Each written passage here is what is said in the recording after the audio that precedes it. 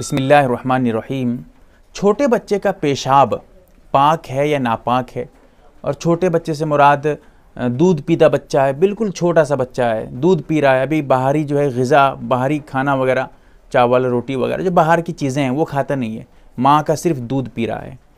उसका जो पेशाब है वो पाक है या नापाक है? इसी तरह अगर वो बच्ची है उसका क्या मसला है, पूरी वजाहत के साथ मसला आपको बताऊंगा। दलाइल अगर आप देखना चाहें तो तिरमिज़ी शरीफ की जो शुरूहात हैं, जैसा कि तोहफ़तुल अलमई है, उसमें आप उठा कर देखें, पूरी तफसीलात दलाइल मौजूद हैं उस पर। आप यहाँ आपको मसाइल बताऊंगा, दलाइल जब बताऊंगा तो आप दलाइल पे उलझते जाएंगे, मसला आपका फिर सही तरीके से हल नहीं होगा। तो इसीलिए यहाँ पर मसला याद रखें, वो आपके लिए बहुत अहम है। अब जैसा कि आप फतावा आलमगीरी में जिल्द नंबर 1 सफ़ा नंबर 46 पर देख सकते हैं, व कदालिका बौलु सगीरी व सगीरती, दोनों का लफ्ज़ है, और आकिलन औला। ठीक है, अब समझिए, चाहे वो बच्चा हो या बच्ची हो, दोनों का मसला एक ही है, बराबर है।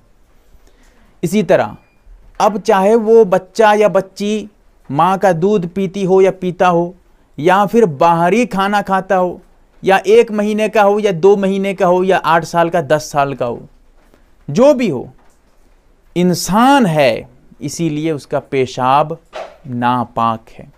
हाँ, उसमें बच्चों के जो बाहरी ग़िज़ा नहीं खाते हैं, उस पेशाब में जो है ज़रा तख़फ़ीफ़ है, उसको इतनी सख्ती से धोने का हुक्म नहीं है, लेकिन तब भी धोआ जाएगा।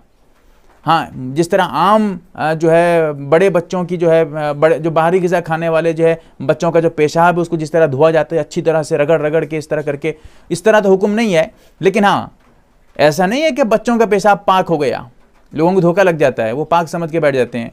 बच्चा, छोटा बच्चा दूध पी रहा है, माँ के गोद में पेशाब कर दिया, अब माँ समझती है कोई बात नहीं, बच्चा था इसलिए पेशाब तो पाक है, छोटा बच्चा बाहर का खाना खाता नहीं है। बिल्कुल गलत मसला है। हाँ, यहाँ पर लोगों को इस मसले से एक धोखा ये भी लगता है, जब बच्चा पेशाब कर देता है वो ये समझने लगती हैं औरतें कि अब नापाक हो गई औरतें, अब जो है नहाना पड़ेगा, गुस्ल करना पड़ेगा। ये भी गलत सोच है, गलत मसला। सही मसला ये है, बच्चे का पेशाब हर हाल में नापाक है, चाहे वो किसी भी तरह बच्चा या बच्ची जो भी हो, चाहे बाहर का खाना खाता हो नहीं खाता हो, लेकिन पेशाब जितनी जगह पे लगेगा सिर्फ उतनी ही जगह नापाक है।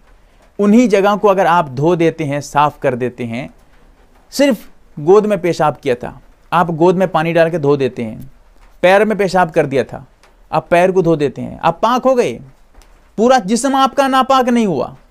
इसीलिए पूरे गुस्ल करने की ज़रूरत नहीं है। अब इस चक्कर में क्या होता है, इस मसले को गलत समझने की वजह से बच्चा पेशाब कर दिया तो औरतें नमाज भी छोड़ देती हैं, अभी गुस्ल करना पड़ेगा, कौन गुस्ल करेगा, सुस्ती की वजह से पूरी नमाज ही छोड़ देती हैं।